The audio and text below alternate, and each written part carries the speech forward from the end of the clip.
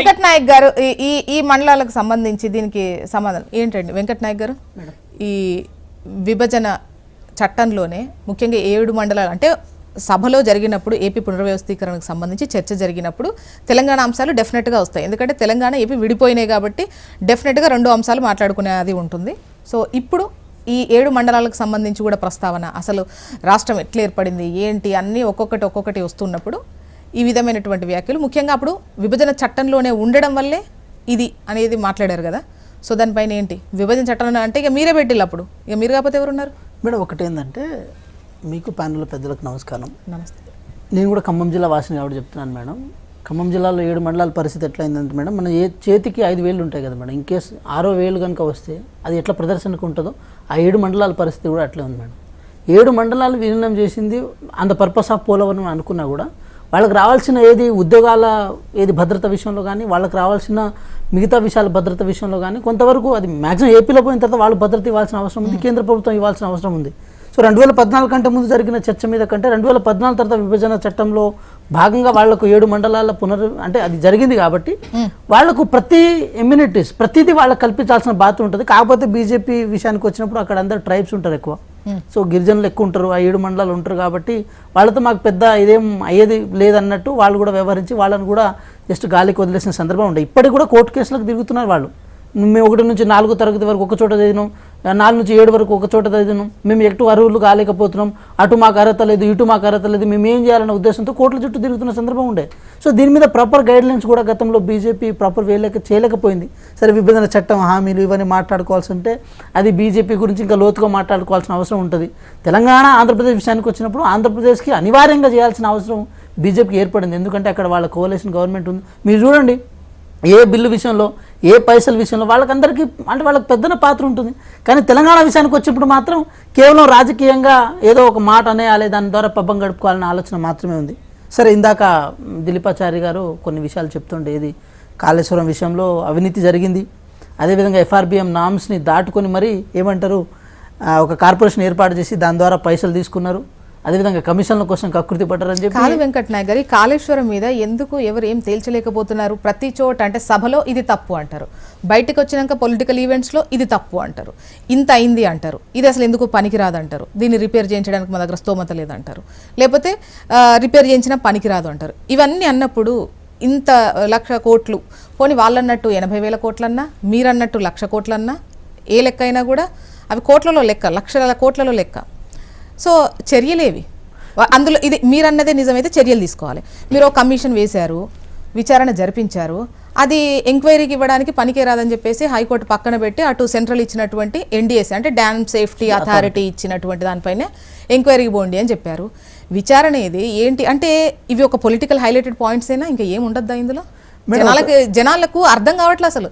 ఉందా తప్పు, ఉందా తప్పు లేదా, పనికి వస్తుందా పనికి రాదా, రిపేర్ చేయించడానికి అవకాశం ఉందా లేదా, ఏం తెలియట్లా మేడం. యాక్చువల్ ఏంటంటే కాళేశ్వరం ఎవరు కట్టారని క్రెడిట్ గురించి మనం కనుక గూగుల్ అడిగితే ఒకప్పుడు కేసీఆర్ గారి పేరు చెప్పేది, ఇప్పుడు మేలు ఎల్ఎన్టీ పేరు చెప్తున్నది. ఒకప్పుడు కేసీఆర్ గారి పేరే దాంట్లో ప్రధానంగా ప్రస్తావనకు వచ్చేది, దాని మీద పాటలు వచ్చినాయి, దాని మీద డాక్యుమెంటరీలు వచ్చినాయి, చాలా వ్యవహారాలు వచ్చున్నాయి. సో ఇప్పుడు ఏమైనాయి? కేవలం ఈ 2 అంశాలు వస్తున్నాయి. నేనేమంటున్నా అంటే madam, national dam safety authority ఇచ్చిన రిపోర్ట్ ప్రకారం కాళేశ్వరం కుంగిపోవడం మాత్రమే కాదు మేడం, కాళేశ్వరంలో నీళ్లు నిల్వ చేయడానికి అవకాశము అర్హత లేదు. సో మొన్న హరీష్ రావు గారు నేను మిస్లీడ్ చేస్తాను అంటే వాళ్ళు మిస్లీడ్ చేసిన విధానాన్ని నేను ప్రస్తావించే ప్రయత్నం చేస్తున్నా. ప్రజాధనాన్ని, ప్రజల సొమ్ముని, ప్రజలకు రావాల్సిన సొమ్ముని వాళ్ళ అవసరాల కోసం వాడుకున్న తర్వాత ఇప్పటికీ తప్పు ఒప్పుకోవడానికి వాళ్ళ మనస్సాక్షి ఒప్పుకుంటలే. చూడండి, నేను దాన్ని ప్రస్తావించే ప్రయత్నం చేస్తున్నాను. ఇప్పుడు ఏదైనా చేసినప్పుడు మేము చేసినామని వాళ్ళు ఒప్పుకోరు కావచ్చు, మీరు దాన్ని తేల్చలేరా? నేను అదే విచారణ 100% తెలుస్తాను. జ్యోత్స్న గారు, నేనేమంటున్నా, మొన్న హరీష్ రావు గారు ఒక ఫోటో పెట్టారు, మీ కళ్ళ కనపడతలేదా కాళేశ్వరం నీళ్ళు అని చెప్పారు. కాళేశ్వరం దగ్గర ఫోటో పెట్టాల్సి ఉండే, అది పెట్టింది ఏది మన మల్లన్న సాగర్ నుంచి వచ్చే నీళ్లను కాళేశ్వరం వచ్చే నీళ్లుగా దాన్ని ప్రస్తావించే ప్రయత్నం చేస్తున్నారు. అది శ్రీరామ్ సాగర్ నుంచి వచ్చే నీళ్లు. మీరు ఎక్కడైనా చూడండి, కాళేశ్వరం నుంచి వచ్చే నీళ్ళలాగా ప్రతి కాలువ దగ్గర పోయి 1 కిలోనో 4 కిలోల పూలు తీసుకుపోయి దాంట్లో చల్లి దాన్ని వాళ్ళ అవసరాల కోసం, దాంట్లో వాళ్ళ రాజకీయ అవసరాల కోసం ఒక వీడియోగ్రఫీగా దాన్ని మార్చుకునే ప్రయత్నం చేశారు. కానీ ఈరోజు దాన్ని క్లెయిమ్ చేసుకోలేకపోతున్నారు. నేను ఇప్పటికీ స్టిల్ చెప్తున్నాను, చూడండి, మీరు ఎక్కడైనా వెతకండి, ఇంకెక్కడైనా చూడండి, కాళేశ్వరం అనేది ఒక failure project which is built by KCR అని మాత్రమే మనకు బయట కనబడుతుంది. అయినా సరే వాళ్ళకు ఒప్పుకోవడానికి అది ఆస్కారం అవ్వదు. అంటే మొత్తం గోదావరి మొత్తం ఒక ప్రాజెక్ట్ కాబట్టి కాళేశ్వరం అనేది పెద్ద వైట్ ఎలిఫెంట్ గా దాన్ని మారినప్పటికీ కూడా శ్రీరామ్ సాగర్ నుంచి వచ్చే నీళ్ళని ఇప్పటికీ కాళేశ్వరం నీళ్ళుగా ఈ తెలంగాణ ప్రజలకు చిత్రీకరించే ప్రయత్నం చేయడం ఇది కొంత దుర్మార్గం, కొంత దౌర్భాగ్యం. సో ఇప్పుడు ఈ విషయంలో మేడం సరి చేయడానికి అసలు పనికిరాదు, రిపేర్ కు అసలు పాసిబిలిటీ లేదంటారు మేడం. ఒకటి ఏంటంటే ప్రభుత్వం దాని ఇనిషియేషన్ తీసుకోవాలి, తీసుకుంటుంది, దాంట్లో డౌట్ లేదు. కానీ దాని మూలం ఏందో, దాని అర్థం ఏందో, దాని పరమార్థం ఏందో మేడం నేను ఒకటి చెప్తున్నా. ఒక చిన్న ఫోన్ కొంటే దీనికి వారంటీ ఉంటుంది, ఫోన్కి వారంటీ ఉంటుంది. ఒక చిన్న ఏది వాచ్ కొంటే వాచ్కి వారంటీ ఉంటుంది. కాళేశ్వరం ప్రాజెక్టు వారంటీ లేదు మేడం, వారంటీ లేదు ఆ ప్రాజెక్టుకి. ఎల్ఎన్టీ కానీ మిగతా ఏ సంస్థలు కానీ మేము దాన్ని తిరిగి రిపేర్ చేస్తామని చెప్పి ఎక్కడ ముందుకు రావట్లేదంటే దాని అర్థం ఏంటి? ప్రాజెక్టు వారంటీ లేదు. వారంటీ లేకుండా ముందునే క్లియరెన్స్ ఇచ్చి చేతులు దులుపుకుంటే వీళ్ళేమో చూద్దాం చూసుకుంటూ మీరు చూడండి బీటలు వారినప్పుడు ఏమన్నారు? అప్పుడు బీటలు వారినప్పుడు సంబంధించి ఏమన్నారు? బీటలు వారినప్పుడు రాహుల్ గాంధీ గారు, రేవంత్ రెడ్డి గారు అక్కడ ప్రదర్శనకు పోతే బర్రెలు పడినాయి, వాళ్ళకి ఏం పని లేదు, పాట లేదు, తెలంగాణ ప్రజలు మిస్గైడ్ చేస్తున్నారని చెప్పి కేవలం ఎలక్షన్ సెంట్లో భాగంగా 5-10 రోజులను తెలంగాణ ప్రజలు చెవులో పూలు పెట్టడం కోసం ఆ రోజు కేటీఆర్ గారు ప్రవర్తించలేదా? ఇది వాస్తవం కాదని చెప్పి ఏది బీఆర్ఎస్ పార్టీ నాయకులు అనమని చెప్పండి. ఇది వాస్తవం కాదా? అంటే తెలంగాణ ప్రజల సొమ్ముతో కట్టిన కాళేశ్వరం ప్రాజెక్టు మేము వాస్తవాన్ని తెలియజెప్పే ప్రయత్నం చేసినప్పుడు కేవలం 2023 నవంబర్ 30వ తారీఖు కంటే ముందు 10 రోజుల ముందు కాళేశ్వరం పర్రె పెడితే అది పర్రె కాదు ఇంకేదో కాదని చెప్పి తెలంగాణ ప్రజలు మోసం చేసిన ఘనత కేటీఆర్ గారికి దక్కదా అండి? వెంకట్ నాయక్ గారు, ఎన్ని చోట్ల ఎన్ని ఫిల్లర్స్కి ఈ బీటల వారిని అంటే కాళేశ్వరం అంటే ఎంత ఉంటది, ఎంత విస్తీర్ణంలో ఉన్నది, ఎంత వేయాలి, ఎన్ని వారింది అంటే కాదు.